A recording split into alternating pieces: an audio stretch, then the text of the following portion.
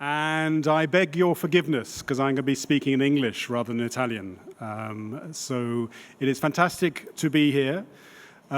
As you know, the subject of today's session is sustainable finance. This is one of the most powerful trends in the economy and global financial markets at the moment.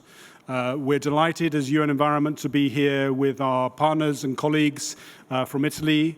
The City of Italy and the Ministry of Environment of Italy have been strong partners for this event. Our focus here is to look at what leaders are doing in sustainable finance, particularly at the level of the financial center. Financial centers like Milan, like Paris, like New York, around the world where all the financial activities come together. The demand for finance from households, from governments, from enterprises, and the supply of finance from banks, from capital markets, from insurance companies, from pension funds, and so on. Financial centers are where finance happens and where sustainable finance needs to happen.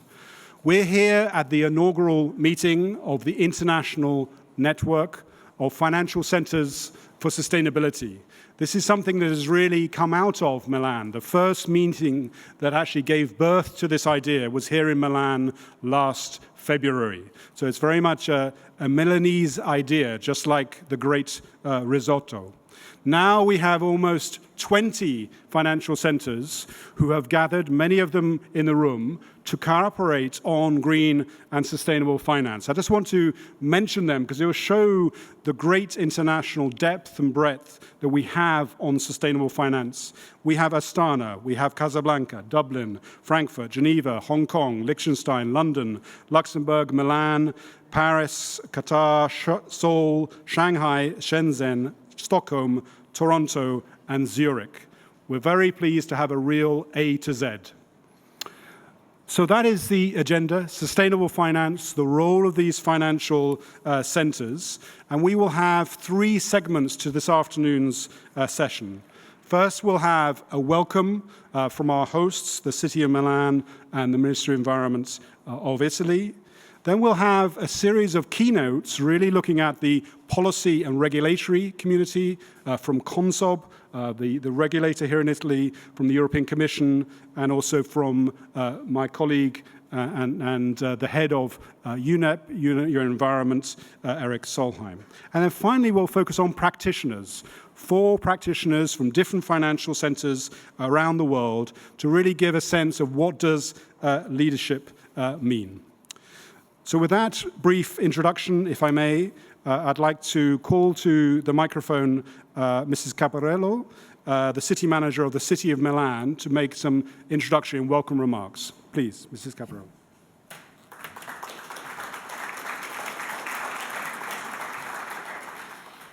Good afternoon to everybody. So I'm pretty honored on behalf of the city and the mayor, Mr. Giuseppe Sala, to host this meeting, this first official international meeting of the Network for Sustainable Finance.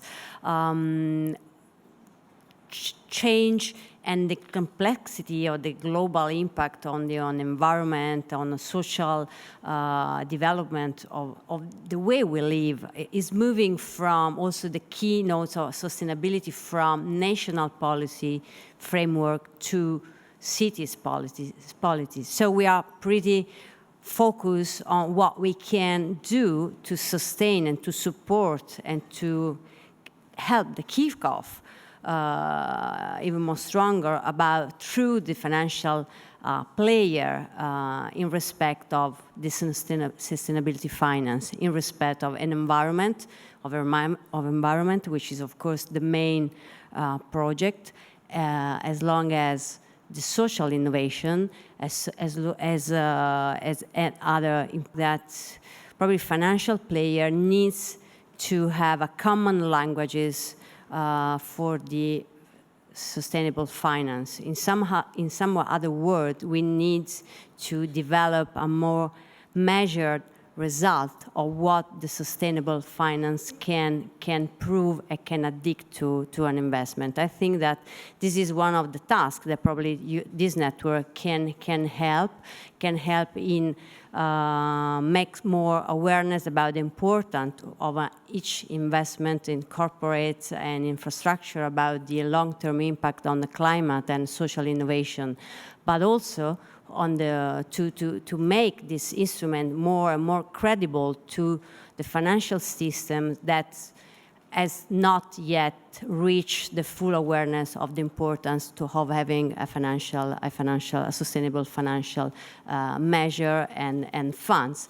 So as a public policy maker, we of course are looking forward to have funds addressed to our policy in terms of social innovations, in terms of social housing, or in terms of how we can make our climate much more sustainable. Milan has some issues, and also in terms of pollution. So every day we are wondering how we can improve the quality of the people that lives in Milan. So for us, having more instruments to put in place our measure will be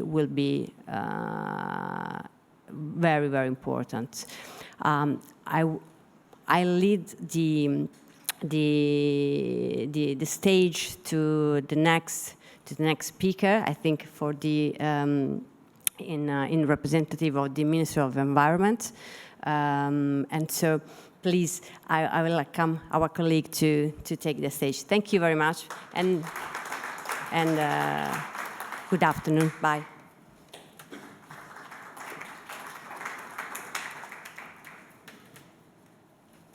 Mrs. Caparolo, thank you very much. We are delighted with your support and hospitality for this event. It's very, very important to us. I'd now like to ask Francesco La Camera, Director General of the Ministry of Environment of Italy, to come and say a few words. Francesco has been a real leader in terms of sustainable finance, not just here in Italy, but also internationally. Francesco, please.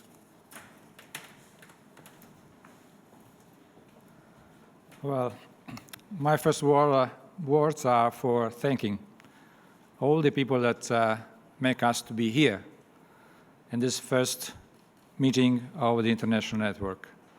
I think this is a commitment that we took in the occasion of the G7 environment, and it's great to see you all here. Give me the opportunity also to thank the city of Milan. My special thanks to my friends Eric from UN Environment, and to all who have worked for this. Just a few words trying to explain why the Ministry for the Environment is here. Possibly it look like a little bit strange that we are at the core of this exercise. But we are trying to do as seriously as possible the implementation of the Agenda 2030 and the Paris Agreement. We have two main lines of work when you think about our international commitments. One is the cooperation. Another one is the work on finance. Concerning cooperation, our goals are very well set in the direction of the area of the planet where the impacts of climate change are more rough. I'm thinking about Africa. I'm thinking about the Pacific Islands. I'm thinking about the Caribbean. These are the three areas where we are producing the major of efforts.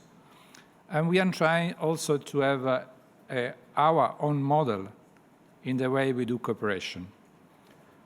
If I can say in 2 words, is that what we are trying to do is making the multilateral system working for the bilateral agreements. We have signed now, we have more than 60 bilateral agreements with different countries. And what we are experimenting is that the crucial steps is, first of all, trying to save the ownership of the country we are cooperating with. This is very crucial, because you can decide that you just put the money in an international institution and make them to do the job. But in these circumstances, when we are talking about the multilateral banking system, for example, the possibility that the ownership disappear is very easy to find. So we are trying to make the institutional financial system, financial institutions like the World Bank, the Asian Development Banks, working with us in the country we are present, especially in the phases that go from the idea of the project to the pre-feasibility, the feasibility, and then the structured finance for implementing the project. Is this, I see in this process, is the process where the beneficiary country are really very weak. So you have to find a way to stay close to them and to enhance their capacity to do things. This is also relevant when you are trying to understand how much you are really capable to disburse. I want to give an example. Green Climate Fund. We all put money in the Green Climate Fund. I think more than $6 billion have been committed in the last 4 years. The reality is that they have been capable to disburse less than 100 million. There is something that doesn't work well on this. And this is why? Because usually we give to the financial institution, if you look to the beneficiaries, in very much cases, they are the multilateral banking institutions. They go there, they got their own program. When they program is get the money, in principle, they are trying to translate the program into the field, and they fail. Or the money is waiting long to be spent. So our idea that we have to be as facilitator. The World Bank has accepted to work with us, but under a decision-making process that provide the bank and us and the beneficiary be together in this process. So technical assistance must not just give all the power to do what you want. And this, I think, that in the medium and long term will provide for a better capacity of the beneficiary to spend their money. It's very difficult to do the bidding. It's very difficult to finalize the project. So this is one part of our work. The other part is working for finance, because what does it mean that you have to design a structured finance to implement a project? It means that you have to have money from many parts coming and give the financial resources that are necessary to implement the project itself. And one of the role of the financial center could be exactly this, to create a common language, to create common classification, make the markets be ready to assemble many different sources of money to implement the projects. So that's the reason for us to work on finance. We have started to work with UN Environment already in the late 2014. We have supported that, the tremendous work that UNEP is doing. They did on the UNEP inquiry. I think one of the best initiatives that the UNEP has carried out in the last years with very big results. One of these results is just in front of us today.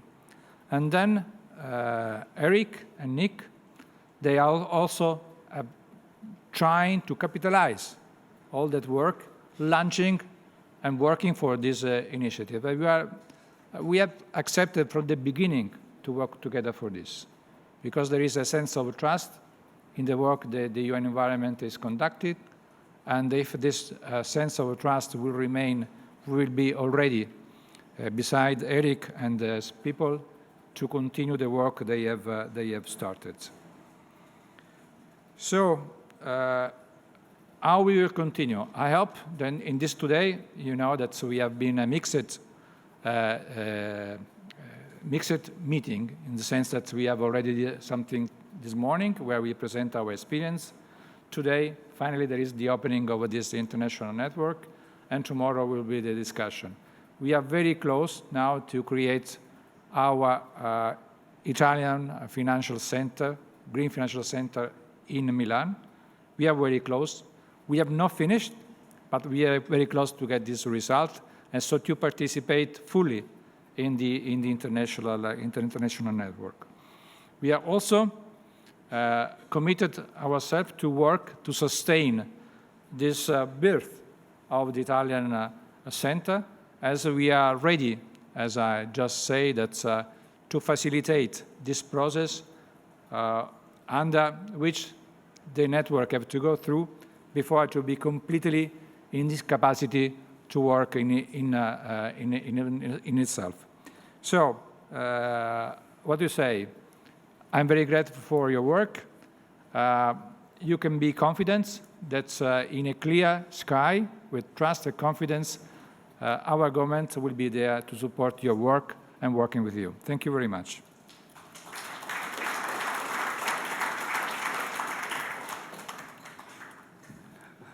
Very kind. Thank you, Francesco La Camera.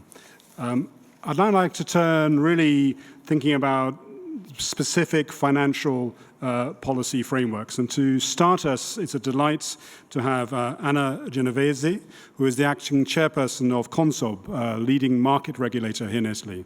Anna, please.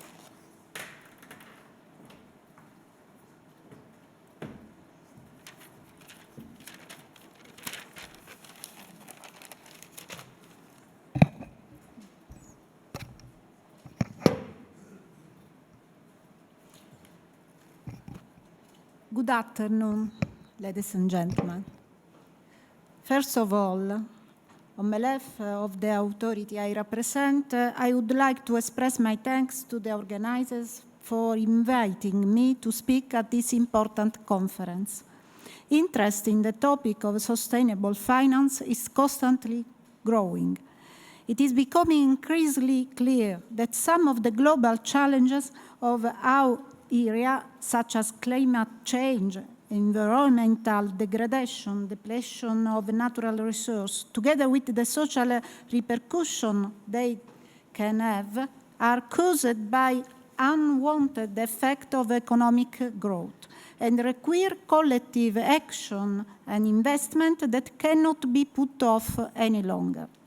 One of the countermeasures that must be taken is the mobilization of private finance. This can play a decisive role, since by allowing capital to be channeled towards companies and supranational sovereign entities that promote sustainable economic development, it can correct many problems at their source. At the beginning, this mobilization took place spontaneously in a form of self-regulation and in response to the growing sensitivity of some influential long-term professional investors, such as pension funds and sovereign wealth funds, towards environmental and social issues.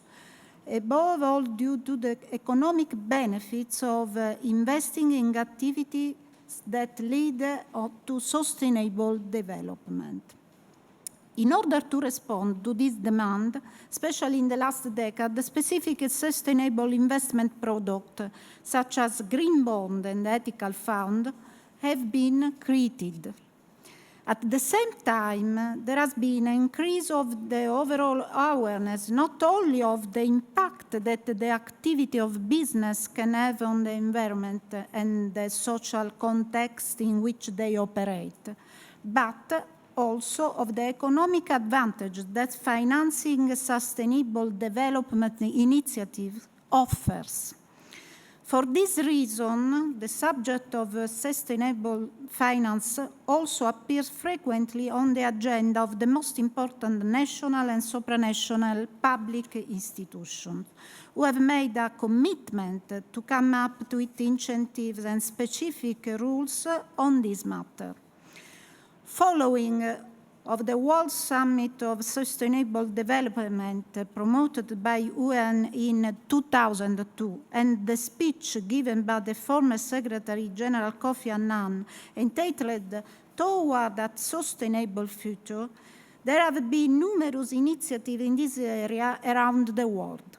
Some of the most important of these last year and from from UNEP, the European Commission, and other European institutions. In Italy, there is the initiative of the Ministry of the Environment, which together with UNEP published a report on the National Dialogue on Sustainable Finance. Some of the action taken in the project launched for the orderly development of the phenomenon involved the financial regulation and the supervision of the capital market. So CONSOB is clearly involved both in the process and the debate. In January of this year, CONSOB adopted a regulation on non-financial information. Last year, CONSOB took part in a series of hearings that the Finance Committee held on this subject and, as market regulator, expressed its view on this matter before the Italian Parliament. The same view I would like to focus on here. The level of interest and popularity achieved by sustainable savings product and the amount of non-financial information provided by companies in order to attract capital calls for rules that guarantee the reliability of existing product and verify the correctness of the information published.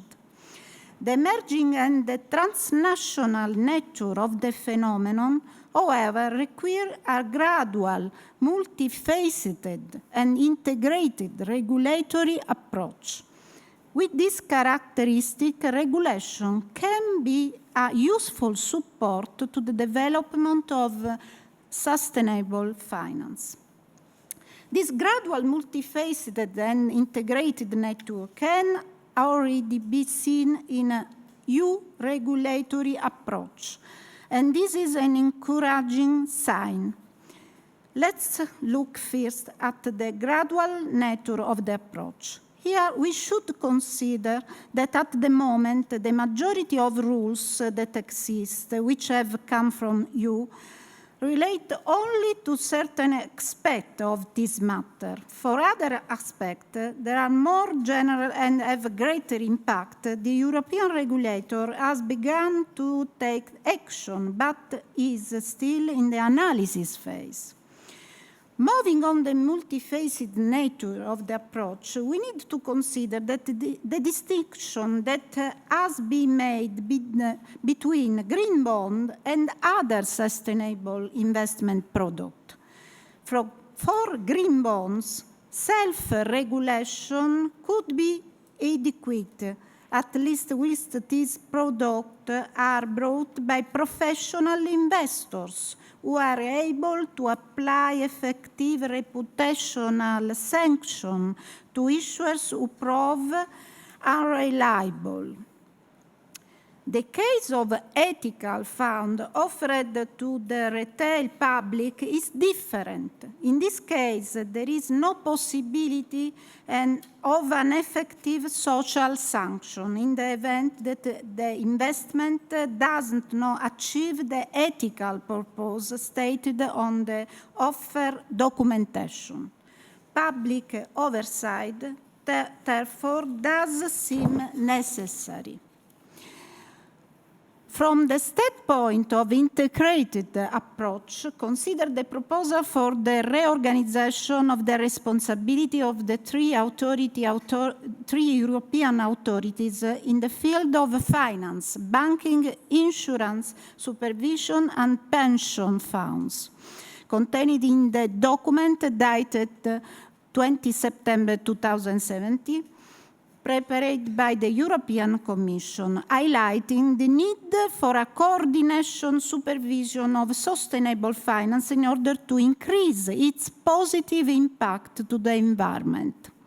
In Europe, regulators are therefore preparing to be able to contribute to the process of the reconversion of the indispensable global economic growth toward crucial models of sustainability.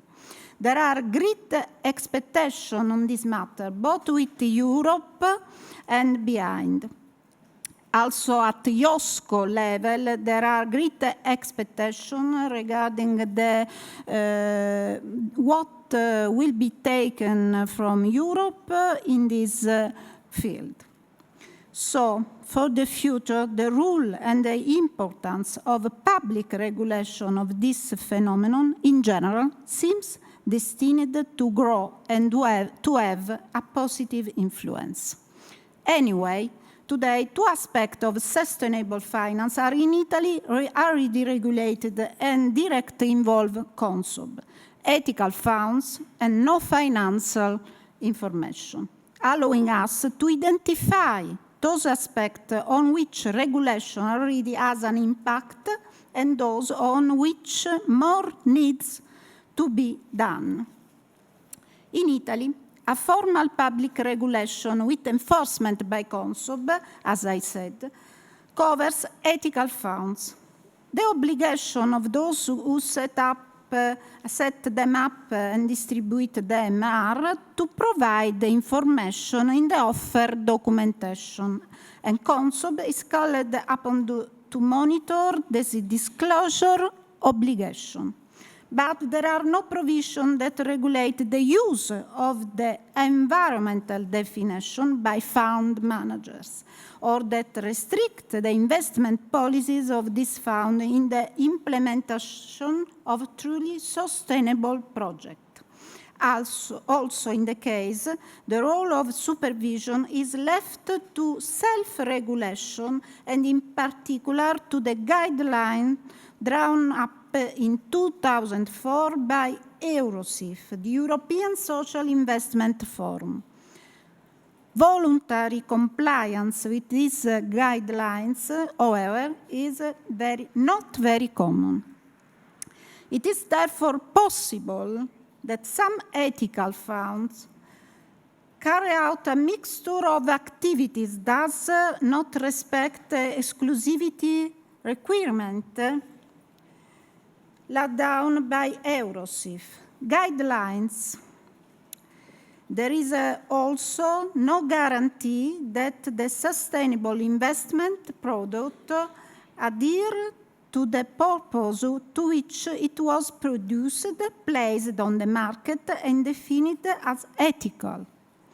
In the absence of appropriate safeguard, there is the risk that the term ethical become a brand used for marketing purpose to improve the activities of the product without having any impact on environment or on other sustainability issues. Regulation in this case must be increased and can play an important role in preventing the definition ethical from being used only for commercial opportunism. Another front on which market regulation already encounters the subject of sustainable finance is that of non-financial corporate information. The regulation, which, again, of European origin, was recently completed at national level in Italy with the CONSOB regulation of January from this year.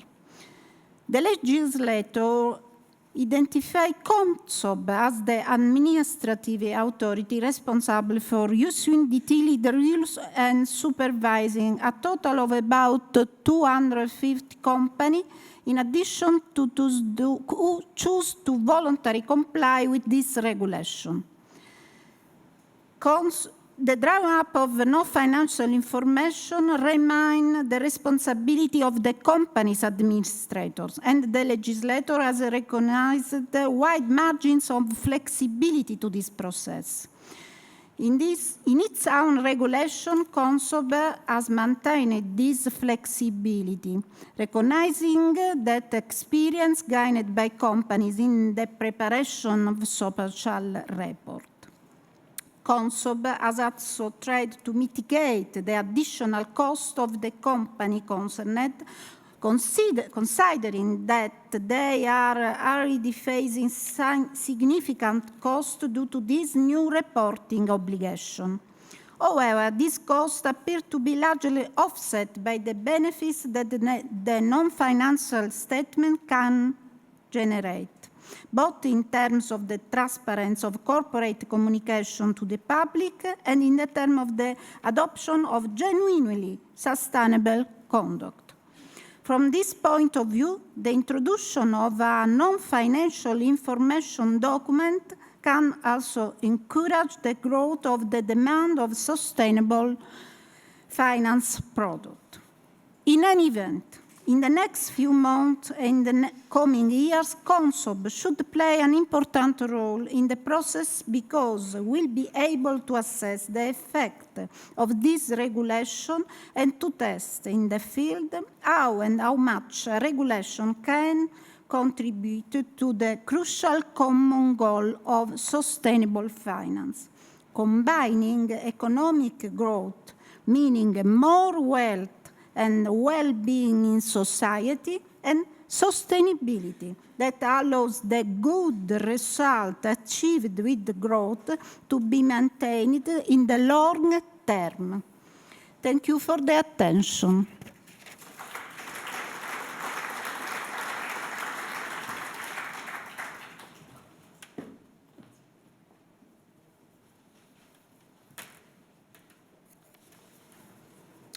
Thank you so much, Mrs. Genovese. I think that was very interesting. It was good to get some detail about both the ethical funds and the non-financial reporting, and your view, I think, that public relation will be growing in this area and can make a positive contribution. So thank you very much for that. I'd now like to call Eric Solheim, Executive Director of UN Environment, United Nations Environment Programme, to come to the floor and give a global perspective. Eric, please. Thank you.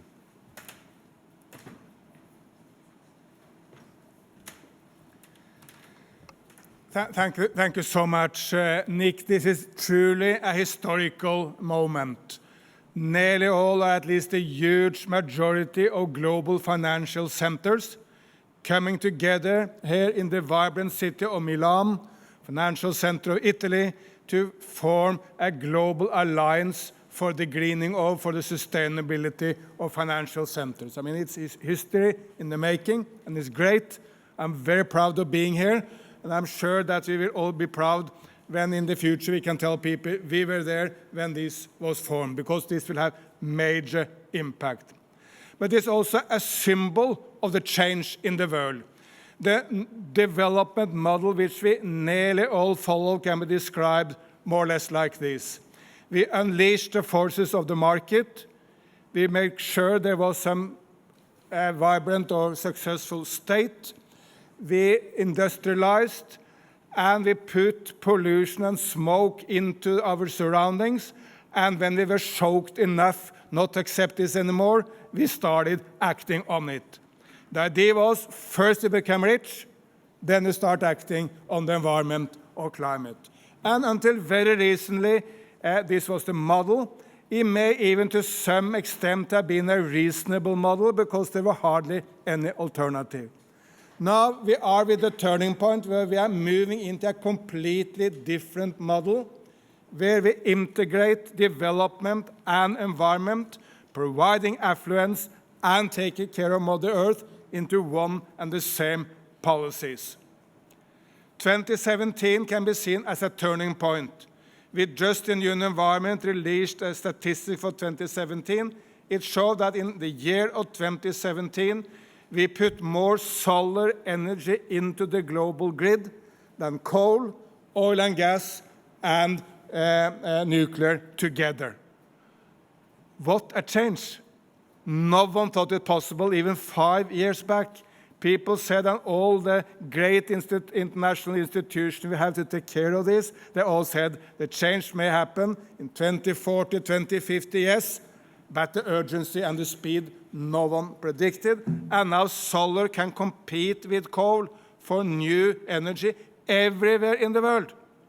I mean, we all knew that coal was bad for our health, for our environment, for the inhalation of the workers, and for that were many reasons to move into environment-friendly energies. But we didn't do it because coal was so much cheaper. Now we have all the environment and health argument for the renewable energies, but we have the economic argument as well, and that, of course, make a turning point in global history. And we see this now all over the world. I mean, there are some blind people still, but most people see it. Look to China. In the recent National People's Congress, President Xi was able to bring his key concept of ecological civilization, or beautiful China, all into the constitution of China. Adding to that, they're acting on the pollution at a speed no other nation have done. This winter, you could see the blue sky and the stars in Beijing. For many years, you were not able to do that. And it's because of the actions of the Minister of Environment of China. And by the way, that ministry was dramatically empowered by the last National People's Congress, got a lot more powers, a much bigger portfolio, and simply will make it much stronger. And President Xi has said there are three main challenges for China and the Communist Party for the next 5 years: financial stability, bringing everyone out of poverty, and tackling pollution. Can there be a greater agenda? And when China acts on that with the same speed as they're acting on bringing hundreds upon hundreds of millions of people out of poverty, the speed no other nation in human history has done, China is now acting on the environment, bringing this into one development path for an ecological civilization of China. But then move to the other big giant, the nation which very soon will have a bigger population than China. It will happen next year. That's India. I mean, I've been visiting India over and over again in the last decades, and there was always one debate in India. It was, do we want to develop, or do we want to take care of the environment? And then, surprise, surprise, ladies and gentlemen, nearly all Indians said, we are so poor and we want to develop. That's going to come first. But now Prime Minister Modi has also changed that debate into a debate as to how India can develop fast, bring electricity to every single Indian so that you can learn to read and write at lightning in the afternoon, and taking care of the environment at the same time. Southern Indian state of Karnataka just opened the biggest solar plant anywhere in the world. The neighboring southern Indian state of Andhra Pradesh have the highest economic growth of any entity on planet Earth, at 12% economic growth. Even China has have hardly been at that speed at any point. And they do 12% economic growth, massive tree planting, massive investment in renewable energies, and massive pollution control, and a change of the agriculture into going green, all with the same policies. And by the way, both the state of Karnataka and the state of Andhra Pradesh have populations more or less the size of Italy. So it's not insignificant entities. And then here in Europe, President Macron coming into power in France, setting the global pact for the environment on the global agenda, calling the One Planet Summit in Paris, then going to India and forming the International Solar Alliance with Prime Minister Modi and with 30 other heads of state. Just 3 or 4 weeks back, I was also there, and providing the leadership Europe so desperately needs in this area. And moving on to Germany, where Chancellor Merkel was re-elected on a program of Energiewende, the transformation of the energy into renewables. And by the way, last summer, Germany was 100% powered by renewables. Cannot do it still in winter, but it will come.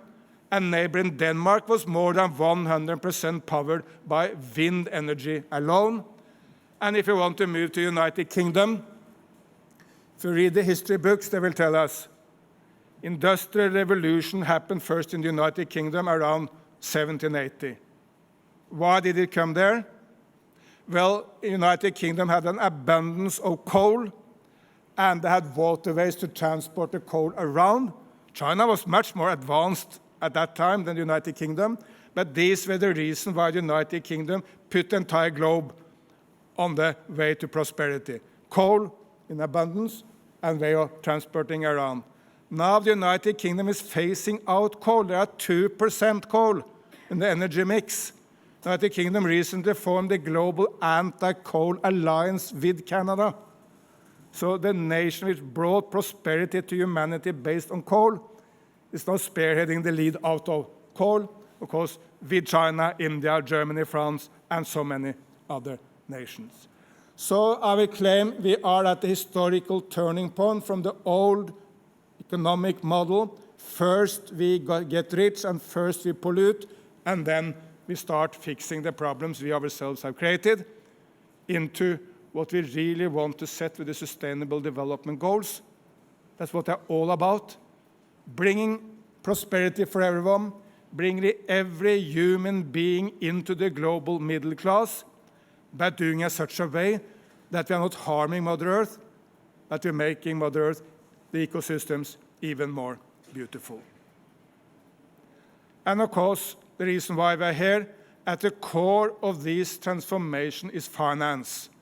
If we fail on finance, we cannot repair it in any other aspects of society. So that's why you are so important. But here we see huge shifts. The Financial Stability Board just made guidelines for green finance. The European Union, the European Commission has made a great plan for green finance. It's not made by my good friends in the Environment Directorate. It's made by the Finance Directorate of the European Union. No one thought it possible until very recently. We have seen green bonds going from very peripheral into mainstream, though we need, of course, much more. But we have seen a tenfold increase in green bonds very recently. And at the G20 meeting in Hangzhou in China, China put green finance front and center in the G20. And of course, this network, where the financial centers of the world are coming together, fits so well into this. Let me give some votes of thanks, starting with Italy. I had a great pleasure of being in Rome a year back, I think it was, with Francesco and some of your great colleagues.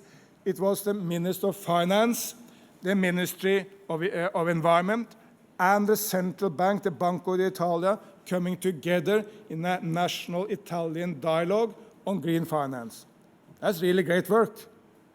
I was not surprised that the Minister of Environment want to do this. That goes without saying.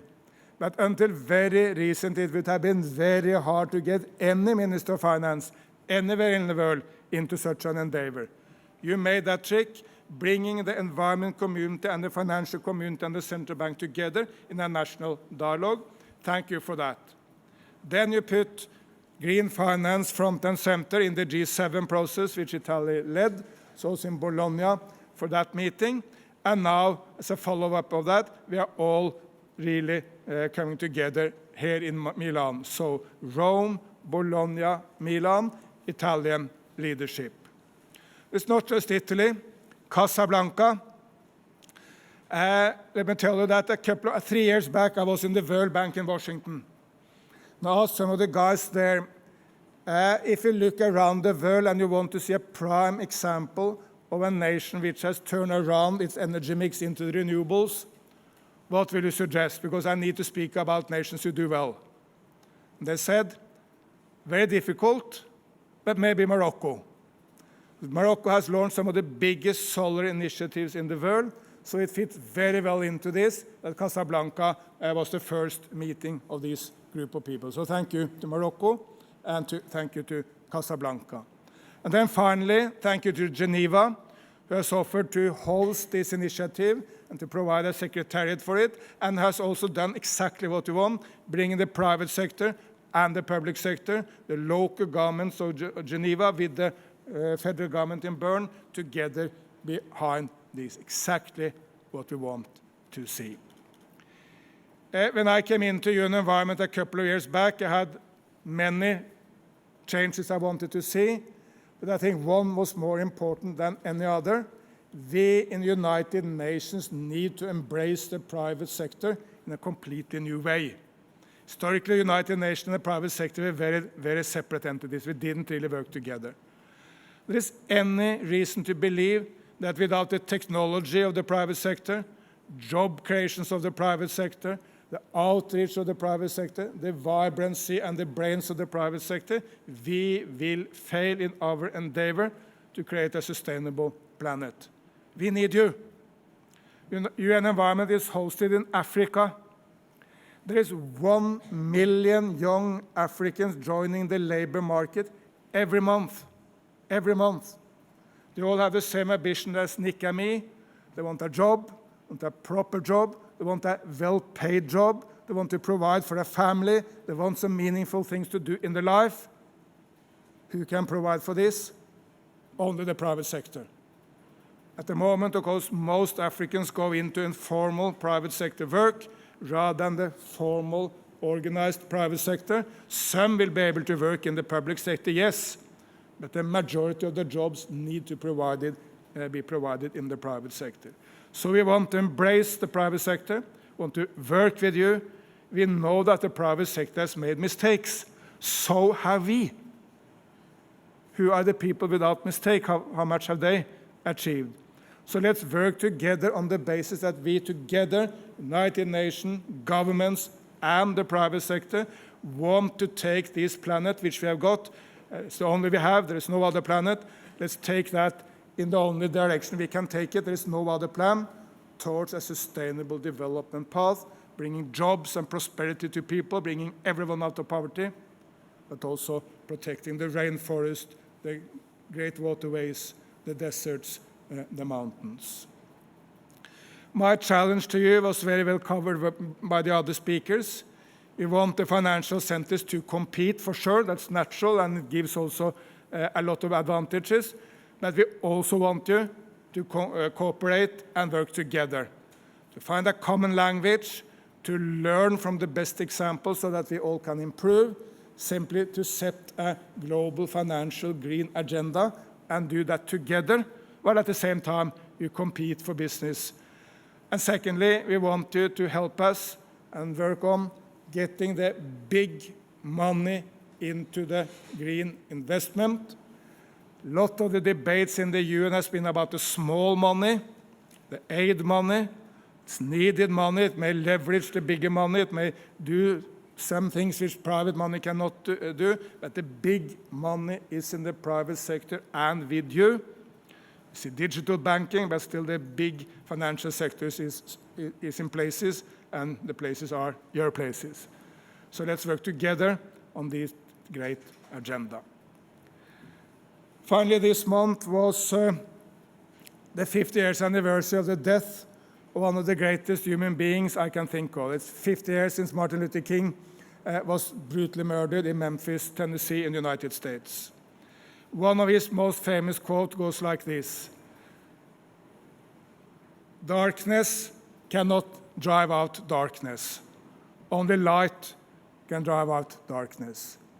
Hate cannot drive out hate. Only love can drive out hate."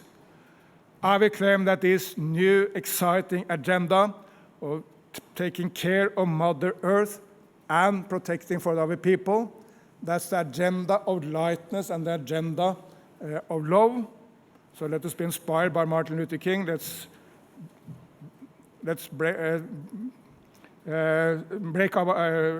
turn up our sleeves and get to work. Sorry for the bad English at the end here. Thank you so much.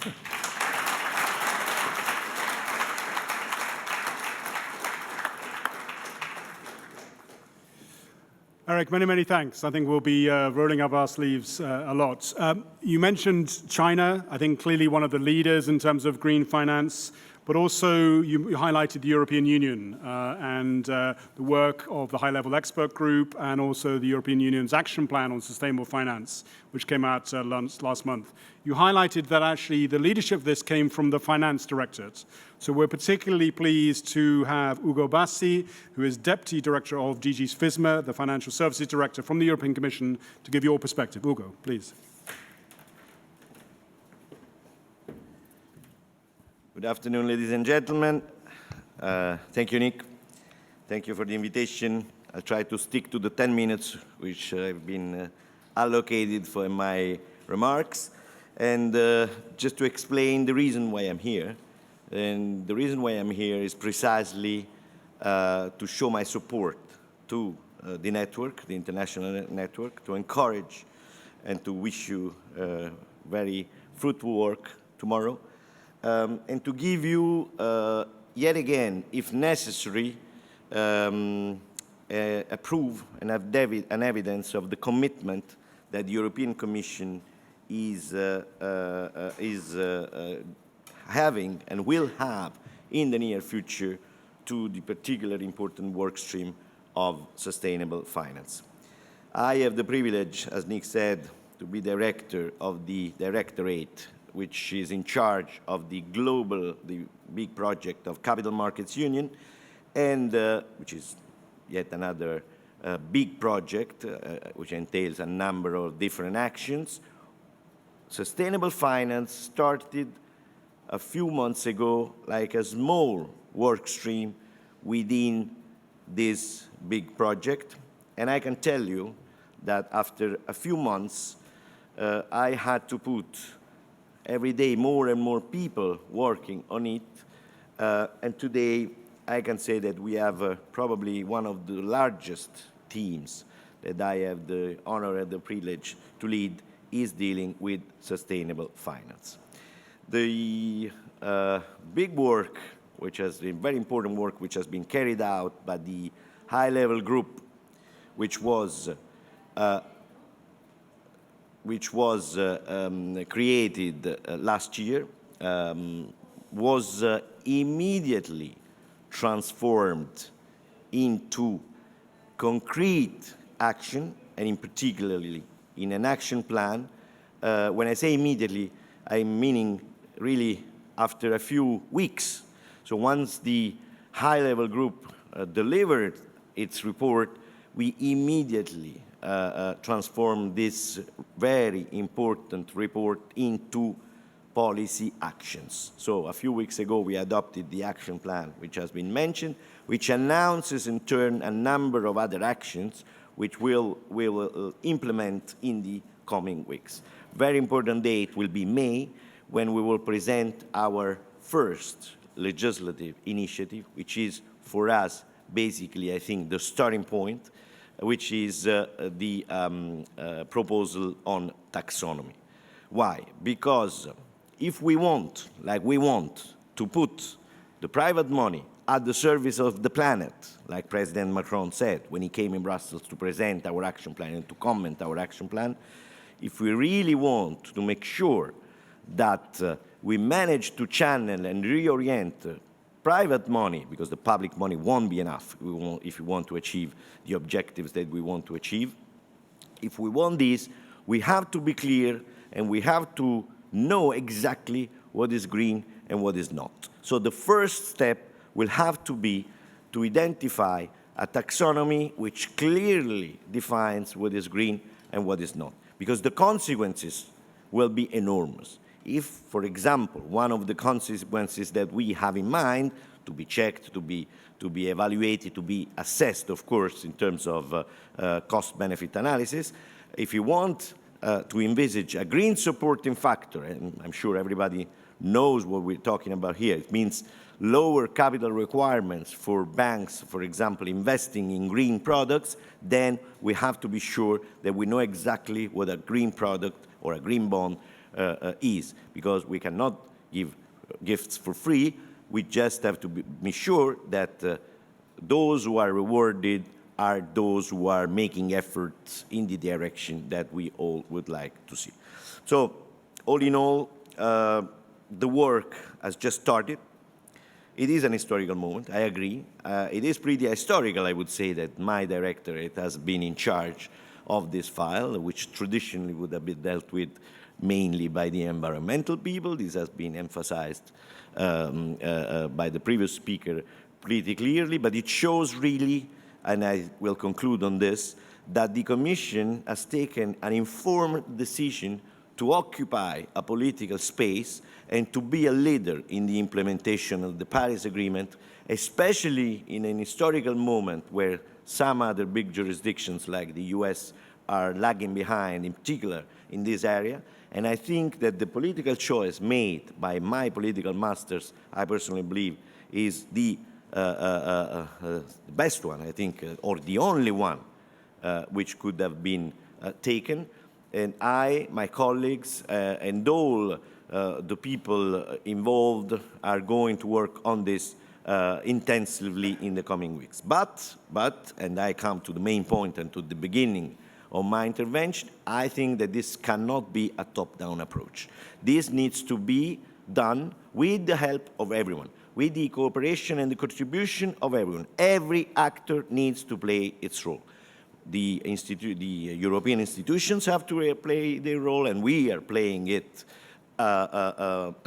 with great commitment. But I think that all the member states have to do the same, and I think also that the industry needs to do the same, in particular the financial centers, not only, but in particular the financial centers. So only by working together, I think that we can achieve these ambitious objectives, which are the only one that we can have in mind when looking at the future. Thank you very much.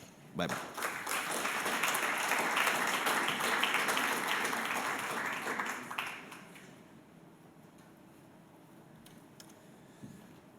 Excellent. So I think we've now got a good sense of the global agenda here in Italy, the European level, and the worldwide situation. I'm now going to call on our panelists who will sort of look in detail what this means in particular financial centers.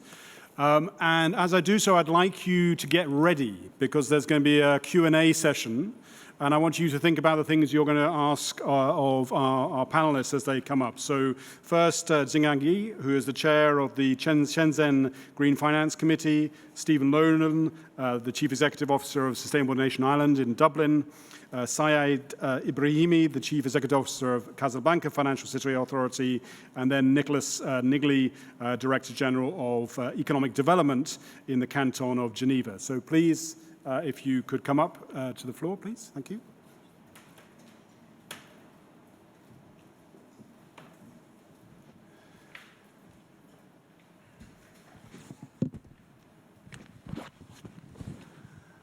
And I'd like to start with you, Xing'an, please, from Shenzhen. And all of you really to give a sense of, we've been talked a lot at the high level about green finance and sustainable finance, but give a sense of what it means for you in your financial center, why are you doing it, and what are the real opportunities that you're seeing? Please, thank you. Thank you, Nick, for the introduction. And hello, everyone. My name is Xing'an. I come from Shenzhen, China. I would like to start off by giving you a brief overview of Shenzhen city, and many of you may not know about this city. Over the past 36 years, this city evolved from a very small fishing village to a modern mega city. In 2017, it has more than 20 million population in less than 2,000 square kilometers. So the GDP of this city last year was 2.2 trillion Chinese RMB. So it's about 357 billion US dollars. It's ranking number 3 in China in terms of the city level economy. But that's not what we are proud of. What we are proud of is that it is undoubtedly the high-tech innovation center in China, ranked number 1. It was named by the magazine The Economist as the Silicon Delta in 2017. So actually, it raised about 350 publicly listed companies in this city, and the 7 world's largest 500 companies, and all the 7 largest 500 companies are private companies. So it is the most vibrant and prosperous economy in China, actually, right now. In terms of the green finance, that you may know that China is experiencing a great transition towards a low-carbon, green, and sustainable economy. And we are also improving our environment. We are restoring our natural resources, and we are fighting the climate change together with other nations. But this transition is a challenge, and it's a new mission for China, for everyone. So we need successful stories, we need successful models, successful experience in that kind, both from domestic and international. So for Shenzhen, it has been the largest successful story in China in almost every aspect. For example, in terms of the upgrading of the economic structure, Shenzhen is successful in that. In terms of the research and development investment and also the high-tech innovation, Shenzhen did that very well. And in terms of the low-carbon city pilots, carbon trading pilots, and also the sustainable agenda pilots in China, Shenzhen are also doing well and also have done great things in that. So in terms of the green finance, Shenzhen should take the responsibility to jump into this green finance tide to generate the successful stories, models, or experience for China. And in addition, Shenzhen is also one of the 3 largest financial centers in China. The other 2 are Beijing and Shanghai. And we are strong in financial resources, in institutes, and also the fintechs and the tenants. So we are almost everything ready to be better to push forward the development of green finance in China. So that's the reason I think why Shenzhen has to involve in this green finance development, not just in China, but also in the global. Thank you. Thank you very much. So Stephen Nolan from Sustainable Nation Island in Dublin, I'd like to come to you. We were introduced less than a year ago by Will Martindale, who's in the room from the Principles of Responsible Investment. And we had been looking around at centres who had been taking action. And Dublin was one of those which had been doing a lot of work, but hadn't really been telling people. So tell us your story, and particularly some of the numbers you've gathered in terms of green finance that's going on in Dublin. Thank you, Nick. For an Irish person, it's very unusual not to be telling people what we're good at. So I don't know what went wrong there, but thank you for putting it that way. And I suppose before I get going, I just want to congratulate you and the team, and Eric and all his colleagues for what you've actually brought together. Obviously here today and supported by the Italian government. It's just, as Eric said, this is breathtaking, and it's fantastic, and it's historic as well. So thank you for including me today, Nick. A number of years ago, 2012, under one of our Taoiseachs, our Prime Ministers, was very into the environment, very into finance, and he said, I want to see what's in Ireland. And so in 2012, a cabinet memo was cleared to look at the area of green finance. And I suppose I like to say that sometimes in 2012, I did have a full head of hair. It's been very draining over the last few years trying to get people to a point where they're going, oh, green finance isn't just CSR in some large corporates. So in Ireland, we have an international financial services centre that's been around for over 30 years. It's over $4 trillion in funds been admined. There's over 30,000 bonds in the Irish Stock Exchange. There's 55% of all aircraft leasing is done out of Ireland globally. So there's a cluster within Ireland, far bigger than the size of Ireland, in financial services centres. But what happened was when we went into those main clusters in 2012, there was pushback, as I said, but that's just CSR or headquarters, as I said that to me yet. So we pivoted, and it was a reason why we didn't actually get involved in some of the other international discussions was we actually pivoted into the real economy players. The companies that had been building and developing wind assets, solar assets, energy efficiency assets for 10, 15 years around the world started in Ireland. And they were now becoming actually fund managers. They were developing new structures. They were managing a lot of international capital was flowing through Ireland. So suddenly what we found as we thought we could be a green international financial services centre in that traditional sense was you realise there was actually a cluster of green asset managers, green infrastructure asset managers emerging. So over the last number of years, we've built upon that. It's just over 10 billion now, which is fantastic. Majority of that is international capital from globally, from the UK, from wherever else may be, flows through Dublin. And then obviously what's happening as well is those individuals are now, as I said, going and building projects around the world. Huge amount of renewable energy and assets have been built in South Africa by Irish firms. We were with the Irish Embassy in Paris a few months ago, and Anne Claire and her colleagues were there. Like, my chairman alone has got over 300 million euro invested in the south of France in solar assets. So for a very small country, we realized we had this hub. And then the second part was when we found out last year, you emailed me, I was on holiday, so I was able to have a bit of time to think about my response to you as well. We were thrilled to actually realize that this global network was beginning to emerge. And we felt then, actually, we know what's happening here from an asset management perspective, but what have we got in bonds? What have we got in funds? So we commissioned KPMG. We're in around 40-odd billion now at this point across a number of different subsectors. And we were able to come back to you, Nick, I suppose, then with saying, this is what we've got. This is where it is. This is who it is, which I know all the other centres have been doing as well. But at the heart of that was actually this group of asset managers that were operating globally and had that skill base. And then the final point as well, from a government perspective, it was really important for government that the capital flows were connected to the real economy players. So we know there's nearly 400 firms in Ireland in the clean tech space. We know they employ over 5,000 people. We know the subsectors they're in. We know they're looking for capital to grow and scale. We know that the UK is going to be leaving Europe, and that's one of our biggest export markets. So we have to find new export markets for these companies.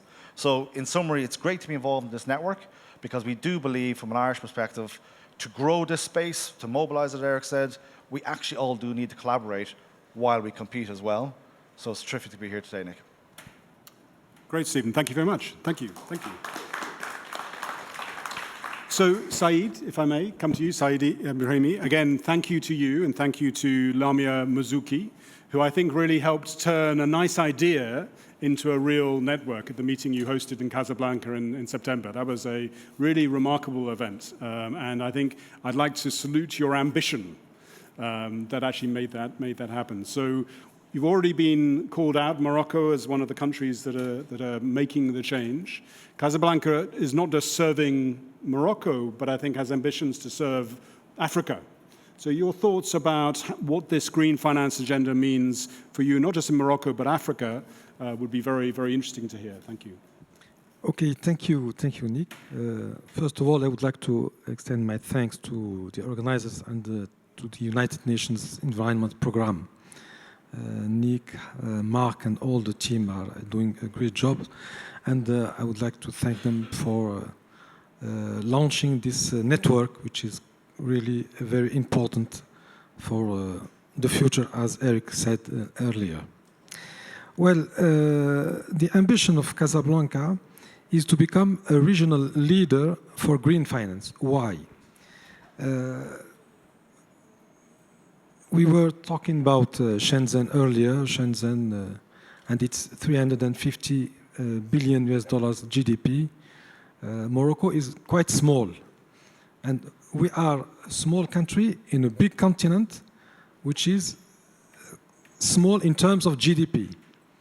The whole Africa is $2,000 billion GDP, the whole continent. And Africa has the greatest potential to make massive leapfrogs in sustainable development. And today, the continent receives only 5% of the global funds that are dedicated to climate change. So, in Casablanca Finance City, as the first African financial center, we have the responsibility of mobilizing more capital for Africa. And this is why we have set up a value proposition to help channel and bring to Casablanca and to Africa several financial players. As Nick said earlier, Morocco is a country of first. First, the whole country is committed to renewable, and we have an ambitious goal, which is to reach 50% in renewable energy in the energy mix. So 50% by 2030. For a small country like Morocco, it's very ambitious. At the COP22, we announced a strategic vision for sustainable finance with a national roadmap setting a benchmark in the continent. And CFC, the Casablanca Finance City, played a central role in this roadmap in collaboration with the central bank, the regulatory authorities, and market stakeholders. Last July, we launched in Casablanca the Positive Impact Initiative and the Principles for Positive Impact Finance. We were really proud last September to launch the network in Casablanca and host the first meeting of financial centers with the signing of the Casablanca Declaration by 11 financial centers from the G7 and emerging countries. This was an opportunity to meet and discuss ways to better involve financial centers through international cooperation.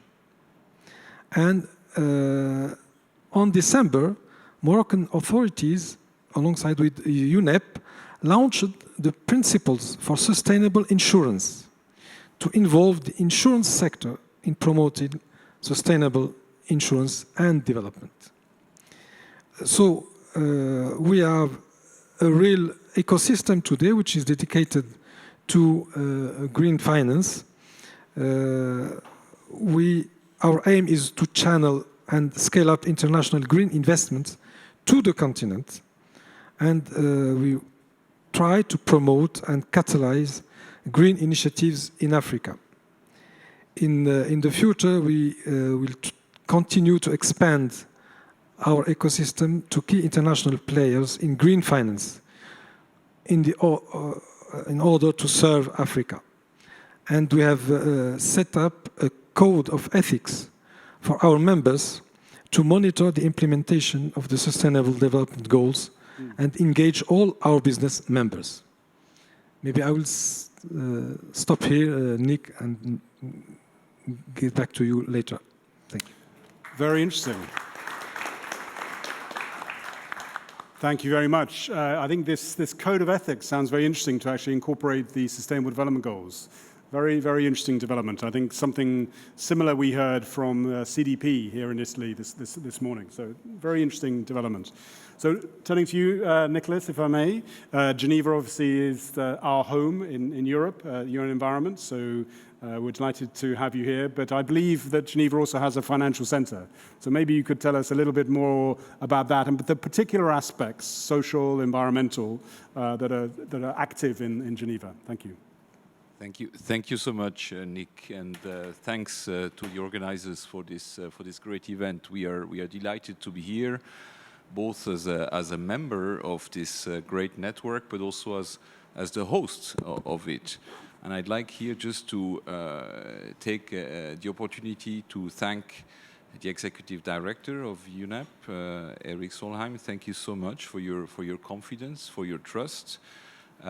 Geneva, Switzerland, both the private sector and the public sector, we are delighted to raise to the occasion and to essentially support this secretariat and to accompany it on its way forward. So thank you so much again for your trust, for your confidence, and we shall do our very best to essentially be great hosts.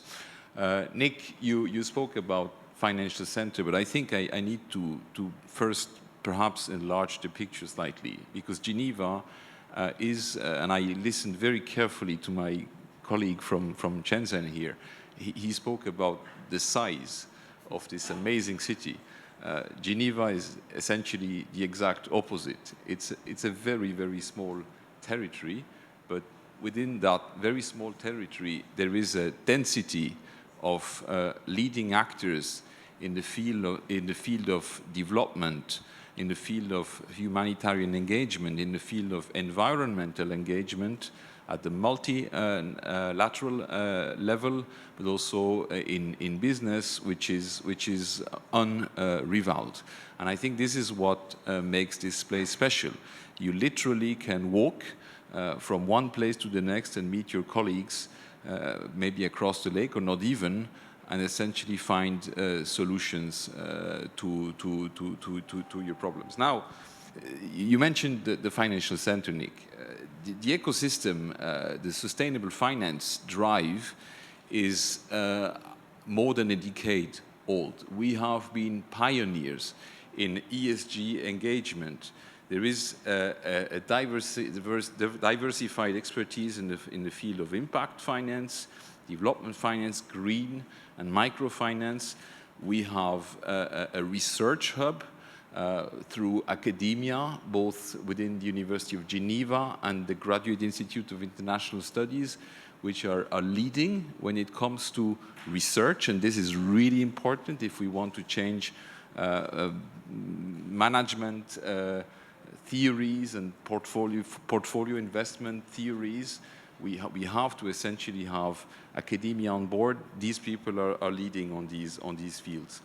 I should add to the fact that the Geneva authorities have now issued an economic strategy 2030, and very prominently within that strategy comes the objective to foster sustainable development, sustainable finance, and we essentially want, through that mechanism, to connect the different actors within our ecosystem, international organizations, NGOs, the private sector, academia. We want to essentially connect them to make sure they can work together, because if you want to innovate not just at the incremental level, but sort of fundamentally change patterns, you need people to work together. You need to cross, to work at the crossroad between the different sectors. And this is why, at the moment,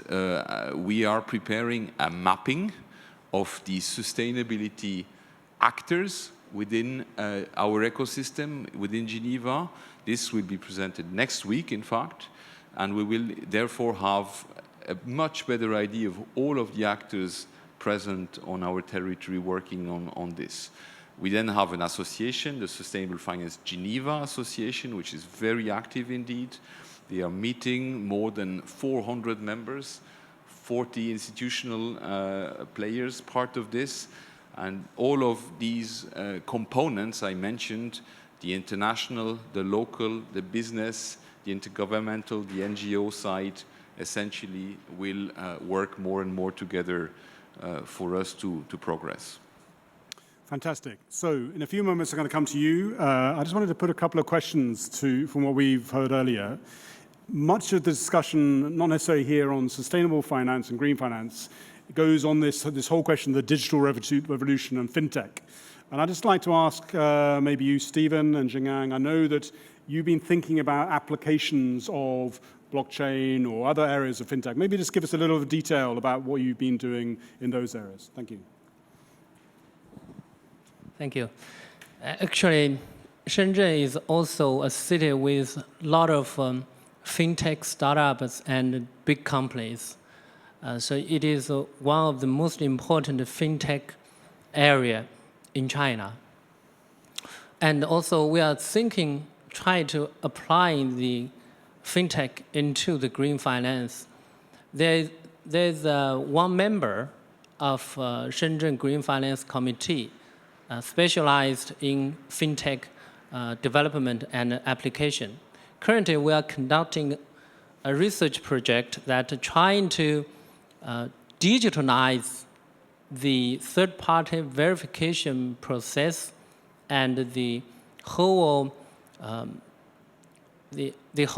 green finance data management and the credibility approve issues. So we're researching on this project, and we are developing some demos of this project. We have a plan for this project. We started that project in November last year, and we are planning to have that demo in this June. So after that, we are going to apply this demo into some a green finance business like the carbon trading or the green bond third-party verification issues, and try to gain the first-hand experience from the real application of these scenarios. And then we'll see whether it could be scaled up to other areas of the green finance. This is what we are doing and what we are planning to do in this fintech application. Yeah. There are also other fintech applications, but it's not so much actually in green finance area right now. But we are encouraging that. But but this one is the only one that we are doing and pushing forward right now. Please. Thanks, Nick. Yeah, I think, within Dublin, you've got two sides of the city, the north and south, and the north is the IFSC, the Financial Services Centre, and the south has always been Silicon Docks, which is where all the US multinationals are. What you see now coming in between are the disruptors developing the fintech. So there's a real good cluster of fintech firms emerging in Ireland. Supported by the EU's Climate Kick platform, we actually run a green fintech accelerator. So by the end of this year, we'll have given out nearly €750,000 to people primarily defined as startups in this area. But we did a call there recently, and there was 40-odd people applied with an idea within the green fintech or green AI space. I know Luxembourg's done a lot in this space as well, so there's big interest happening in Europe. But then one of the other things that we're seeing more and more, and we're seeing it in the big financial institutions that are based in Ireland, primarily the international, but some of the domestic guys, there's entrepreneurship, I think they call it, within the banks, within these finance houses that are looking at different blockchain technology, and we're seeing a lot emerge actually in the environmental finance space. And then the last point, Nick, if I may, is again with Climate Kick, which are a fantastic organisation, the largest climate tech platform of its kind globally. They're hosting their annual Climate Innovation Summit event in Dublin on the 6th to 8th of November, and it's focused on sustainable finance innovation, so blockchain and so on and so forth. So we're really looking forward to the program that they begin to develop. It is a European event. It just happens to be in Dublin, so we are putting a bit of effort into this space. Thank you. I think, Eric Solheim, you mentioned the need for love here. So I'm going to ask you, Stephen, to share your microphone, because I want to take some questions to the floor. So who would like to make some questions, some comments? Otherwise, I'm going to ask the panelists some more questions. So. There,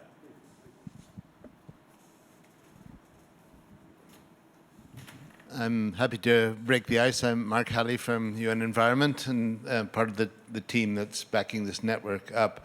I have a question to the representative from Xing'an, but it applies to all of you, and that is that when we talk about greening of financial services, we talk about how we can align the finance better with priorities that are compatible with sustainable development.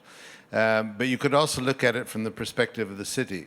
I had the opportunity last year to spend a few days in Xing'an. What actually impressed me most about it is that although it's a city that's grown very quickly, it's a very green city, and a lot of attention is paid to forest land within the city and to integrating biodiversity into the city as it develops. And I wonder whether the rest of you have this as an angle of your greening of finance. Are you looking at what Dublin is doing? Are you looking at what Casablanca is doing in Geneva and so on? The second question is to Nicola, and that is, we always talk about the wonderful new initiatives that are taking place in green finance and the exciting perspective out there.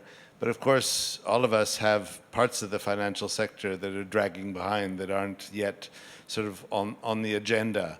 And I'm just wondering whether an aspect of what you do is also to take a look at this, in the sense of the slower movers within your community, to try and bring them up to speed and to accelerate and get to the tipping points where the financial center as a whole can be characterized as green.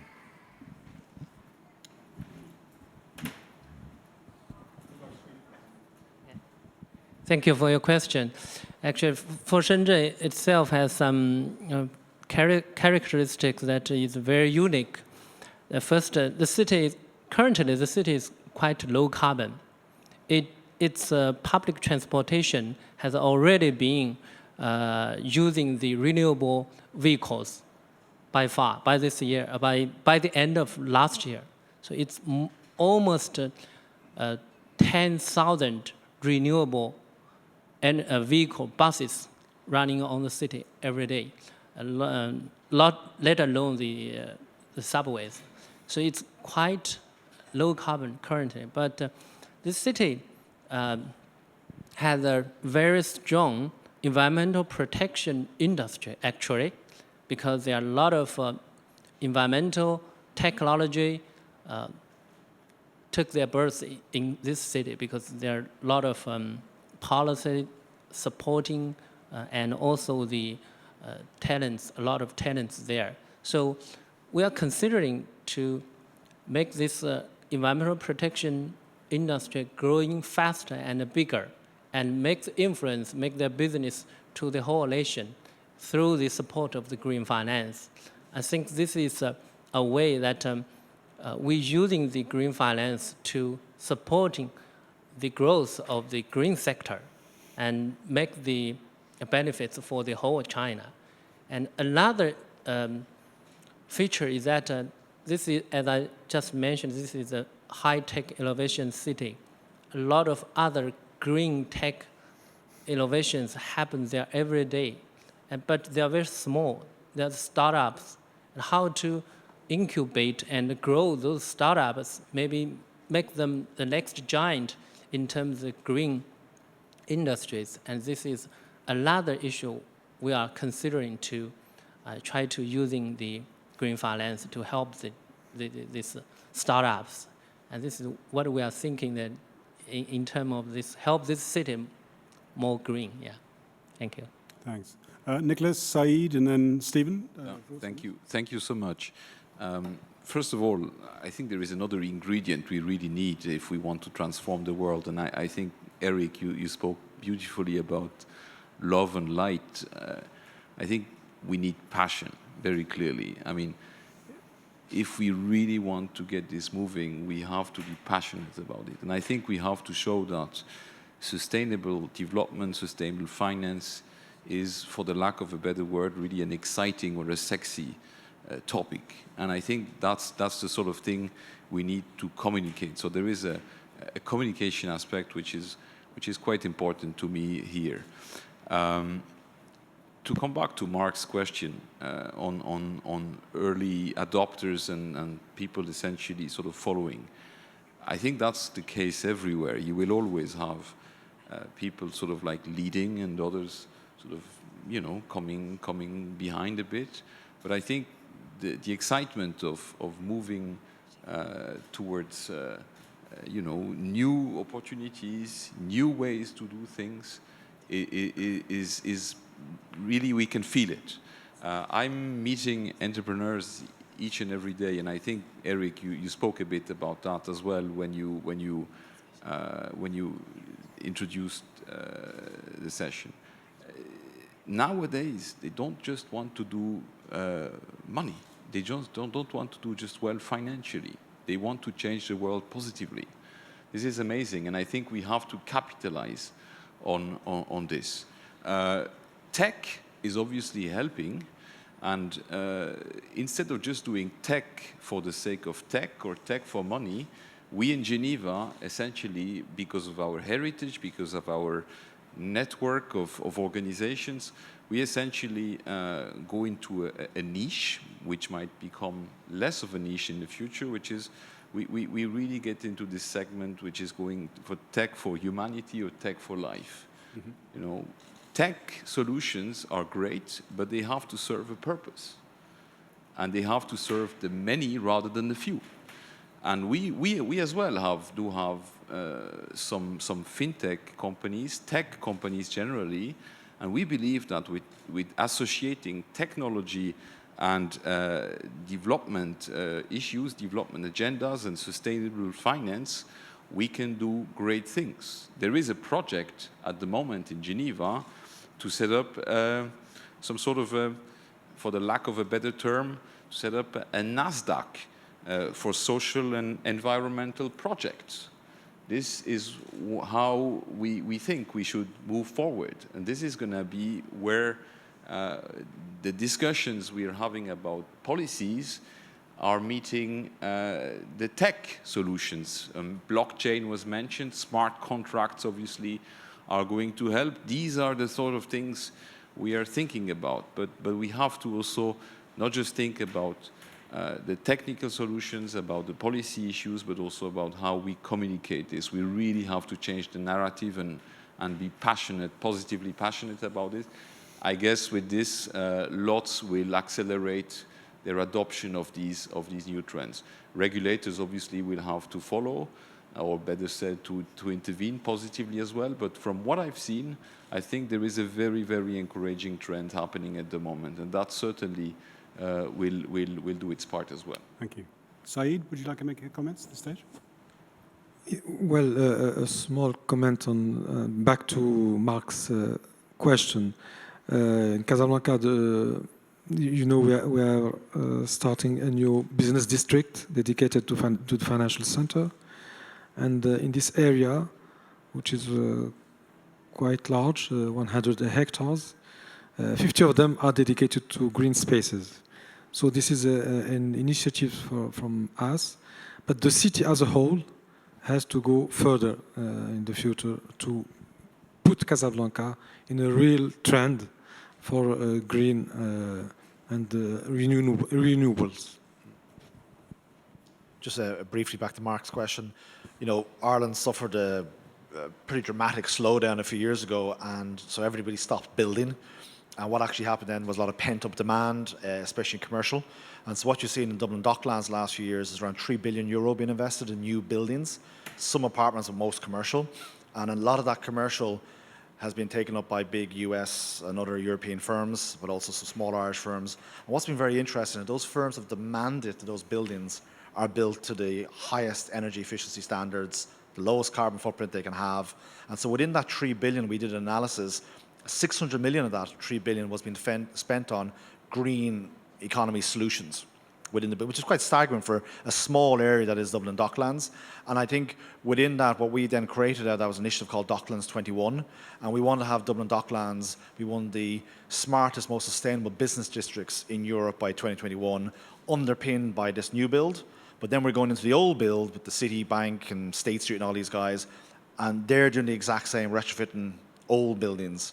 So the whole area is actually quite a buzz with new energy efficiency measures. A lot of the bosses don't realize it, but the people who are in charge of facilities, a bit further down the food chain, they're the ones that are actually doing it. And then when somebody comes in with a tender document and they're asked, well, what are we doing in this space? We all know it's no longer good enough to say we recycle our Coca-Cola cans. They're actually able to show stuff which is real, expensed, measured, validated, and it's helping to win projects as well from a tender's perspective. Wonderful. We're very fortunate to have one of the top 100 fintech women leaders in the room, Cecilia Rapensky. Welcome, our member from the network from Stockholm. You're specializing on green fintech. I'd like to give you the opportunity to maybe say a few words. Thank you so much, Nick.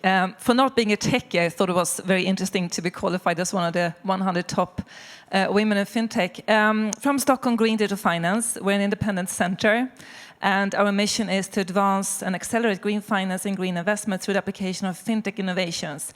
Had we started this initiative 3 years ago, it wouldn't have worked. The timing is right. The sense of urgency in the market, the sense of impatience among those most progressive actors to really find solutions has driven financial innovation in this space. So it's only natural that the financial market actors and stakeholders are looking for fintech as a lever to help accelerate and to come up with new inventive solutions to old paradigm problems. And there are so many different activities happening in this space. We have companies offering pay-as-you-go solar to rural Africa. We have decentralization through blockchain for the expansion of renewable energy. We have natural asset-backed digital currencies to help with the protection of natural assets. And I thought it was extremely interesting to hear Chen Hao's presentation about the research project around blockchain for verification of green bonds and certification, because it's exactly what we're doing at Stockholm Green Digital Finance with the Green Assets Wallet. And it seems like when the same ideas occur and start to grow from different parts of the world, it's because the market is really ready for it. So I'm really excited to hear about that initiative. Thank you. Fantastic. Other questions? Because I know we've got lots of members in the audience, and I'm going to call on you one by one if we don't have questions. I may even call on Anne-Claire from Paris, actually now, because a lot of people talk about green bonds. One of the big bangs last year was France's sovereign green bonds. And it'd be interesting to hear your thoughts about what impacts that had on the market, because a lot of other countries, including my own UK, are thinking about sovereign green bonds. So it'd be nice to hear from you, Anne-Claire. Yeah, thank you, Nick. Hello, everybody. So I'm Anne-Claire Roux from Finance for Tomorrow, which is the Paris Green and Sustainable Finance Initiative. Maybe just quickly a few words about who we are. We've been launched last June, following all what we have already made in Paris and after COP21 and the climate finance and the mobilization of the financial sector in France. And we now gathers more than 50 members, the public authorities, investors, banks, asset owners, asset managers, but also councillors, NGOs, and green bonds issuers with companies. So to answer your question, Nick, yes, for sure. We have in France since COP21 and now with President Macron a big momentum, political momentum in France, thanks also to the amazing work which has been done with the #, at the European level. And in terms of market, for sure, the green bond market in France, since more than 5 years, was really strong with private issuance, I mean, from corporates.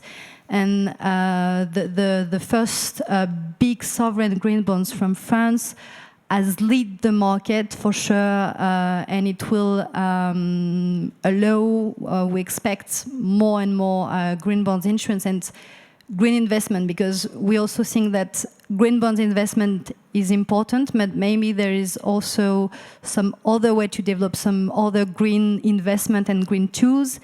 And I won't develop that, but there is another question linked to that for us and the developing on the green bond market, which is the taxonomy and the standards, which has been a very important question in the European Action Plan and Ashleg work, because if you want the green bond market to develop more, you also need to agree at an international level of what green means and what you finance with green bonds. Fantastic. I'm actually going to take the liberty of asking Jennifer Reynolds from Toronto. Sorry to do this to you, Jennifer. CEO of the Toronto Financial Services Alliance. This exact question, which has come up a lot, common language, taxonomy, Europe has announced the idea of a European classification system. Your views in Toronto about how financial centers and the financial industry globally coordinates around this issue? Yeah, I agree. This is a key issue, and it's something that, we won't have real viable liquidity, I think, in the market and in real transparency until we have some type of common taxonomy. So this is something we're very interested in seeing how we can develop and make sure that, it's critical for us to have something which is common across countries, obviously, so that we're creating more liquidity, not just within our own countries, but more broadly, globally in these markets. So I think this will be a critical step in the development of the market. Fantastic. So any other people want to talk about this question of language and taxonomy and so on? Because I think it's a hot button issue. Perhaps our friends Tom from Luxembourg, others. Any comments on the taxonomy point? Otherwise, I'm going to turn back to the panel for some final thoughts. Tom, do you want to talk? Microphone, please.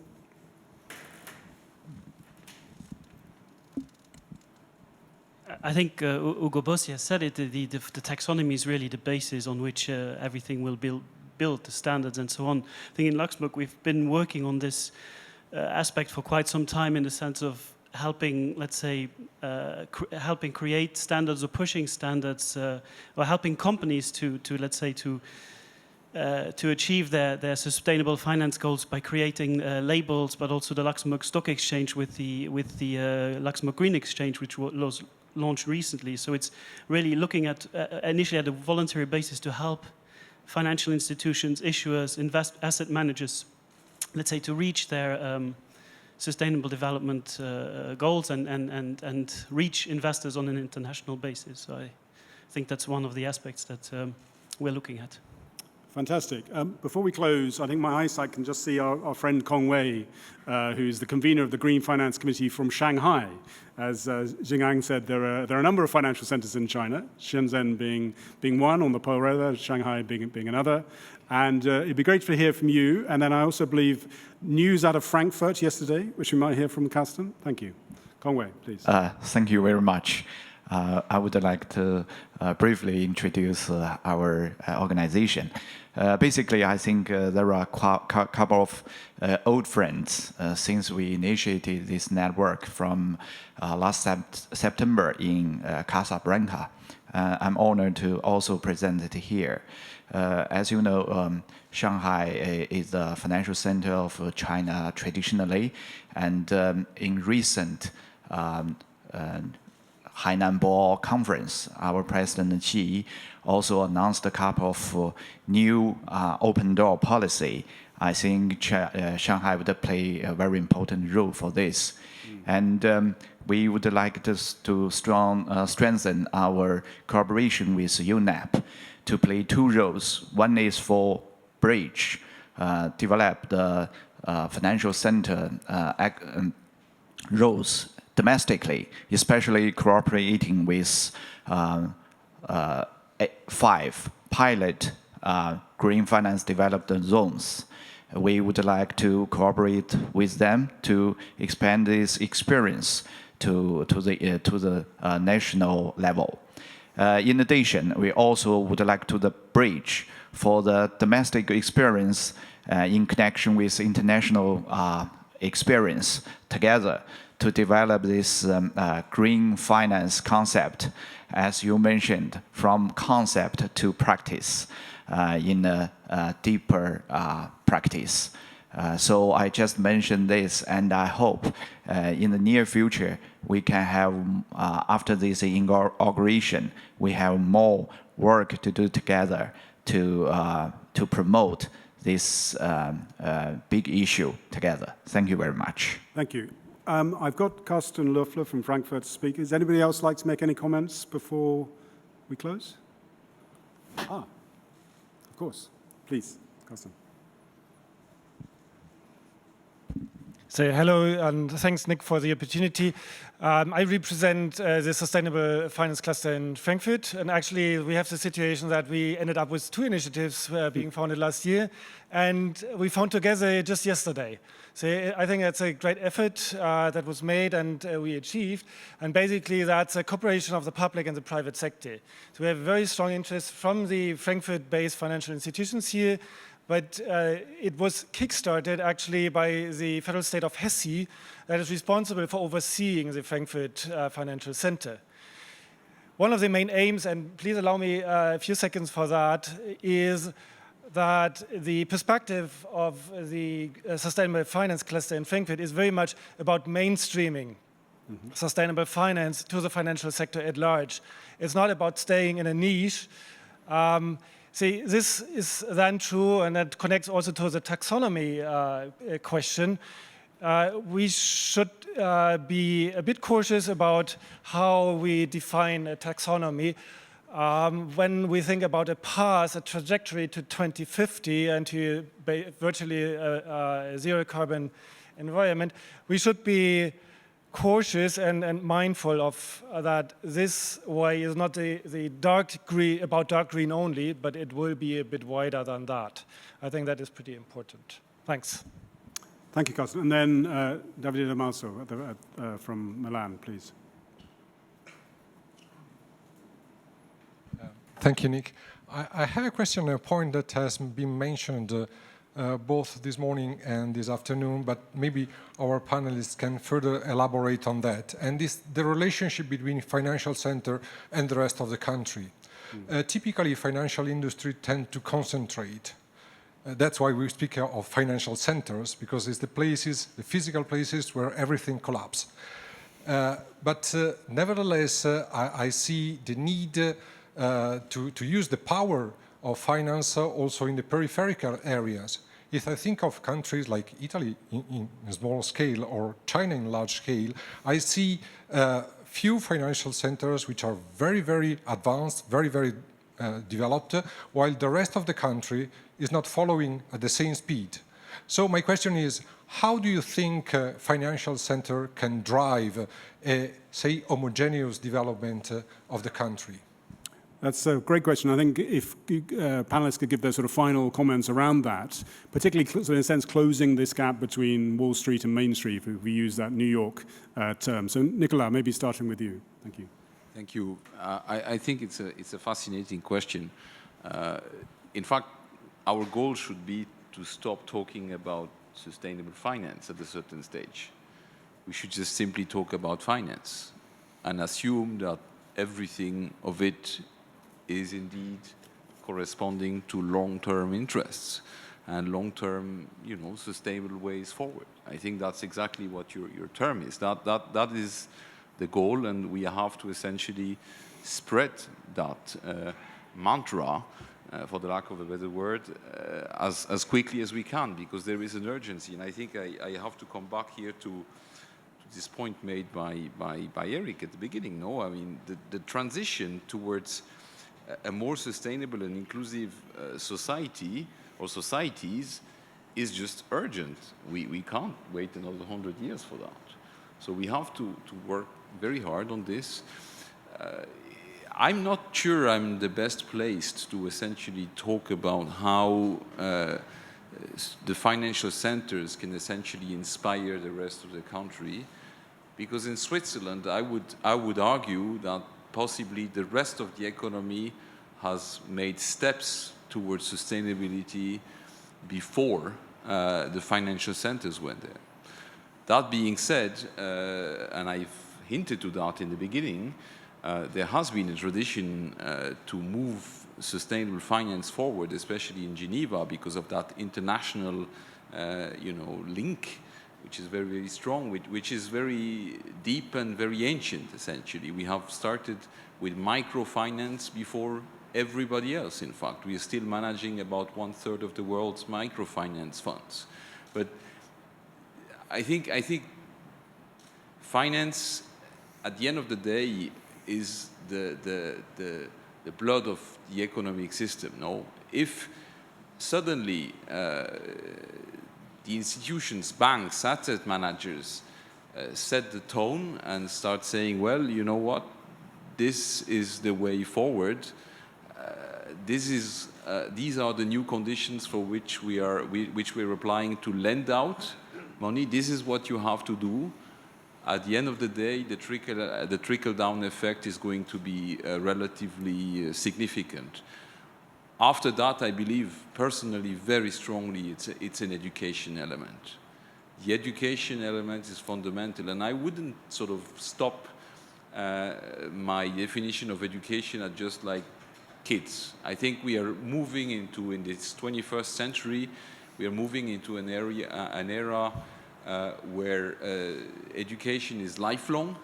We have to keep on pushing our own limits, our cognitive limits, and so each and every one has this responsibility to essentially do the right thing and move towards more sustainable behaviors. But if finance can help and accelerate it, all the better. Thank you. Thank you. Thank you. Said, you made the point about Africa. Many people joining the market, huge opportunities. I think Casablanca particularly has been thinking about agriculture and so on. So how can Casablanca sort of help this real economy in Africa? Well, if you let me, I will try to have a small answer to this question.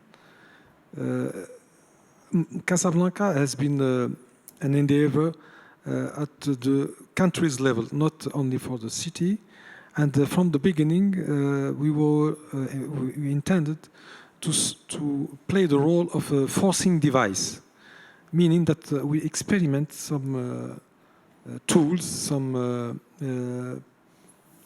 administrative processes in the financial center, and then it will be used at the whole at the level of the whole country. And after that, we hope to have it used elsewhere in the continent. And this has been working in several areas when it comes to doing business environment or for our national air carrier or for some taxes in the field of taxes. And we started some measures in the financial center, and then it has been used at the general level for the whole economy.